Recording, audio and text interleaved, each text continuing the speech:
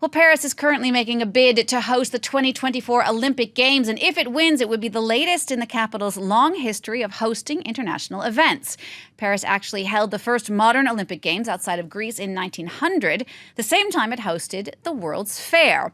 Well, we're going to focus on these expositions universelles, as they're known here in France, and to tell us a bit more about how they transformed Paris is historian and museum educator Dr. Melissa Anderson. Hi, Melissa. Thanks so much for having me, Jeannie. Now, you are also a private tour guide with the Paris Muse. First of all, tell us a bit more about what these World's Fairs were exactly. Absolutely. So the World's Fairs were enormous public exhibitions which transformed cities like Paris into fairgrounds for up to 8 months out of the year. So during the golden age of the expositions, the Universal Expo, Paris held no less than 5 World's Fairs. That's one roughly every 11 years between 1855 and 1900. So the very first World's Fair had been just a few years earlier in 1851 in London. Napoleon III was Emperor of France at the time, and he saw these as a great opportunity to showcase France as a modern industrial nation. So that's really what these were about. It was a chance for countries to showcase the latest in science and technology, but also there was a large element of national pride. So it sounds like there was a lot of international competition going on with these fairs. Absolutely. So countries, mainly France, Britain, and the United States, were constantly trying to outdo each other. So the fairs were increasingly spectacular and actually quite costly. For instance, the 1878 fair in Paris was a financial disaster for the organizers, which is to say, the French state. But that didn't stop them from organizing another one just a few years later. There was a real spare no expenses mindset. So how popular were these fairs? Did lots of people come to them? Well, Jeannie, it's hard to overstate just how incredibly popular these were at the time. There are stories of families saving for years in order to be able to attend, some people going so far as to sell their furniture. So as a point of comparison, today the Louvre here in Paris is the most visited museum in the world. It attracts around 9 million visitors a year. The 1900 World Expo in Paris, which set the record for its era, attracted 50 million people.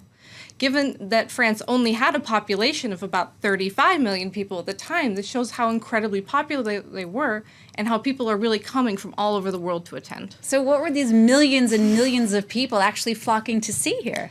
Well, many modern inventions that we take for granted today were first debuted and encountered by the average person at a World's Fair. For example, escalators, telephones, and moving pictures. The World's Fair in Paris of 1900 was so large they installed moving walkways around the city to connect the various attractions, like the kind you'd see in airports today. And what about the Eiffel Tower? Well, most of the buildings were designed to be temporary, including the Eiffel Tower. And this is really remarkable because the 1900s fair in particular really transformed the city. So it gave us a lot of the buildings that today made Paris, Paris.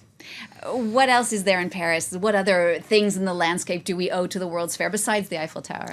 Well, we have the Orsay train station, which was completed in 1900 to bring visitors into the heart of the city in style. And today we know the Orsay train station as the Musée d'Orsay, as it was transformed into a museum in 1986.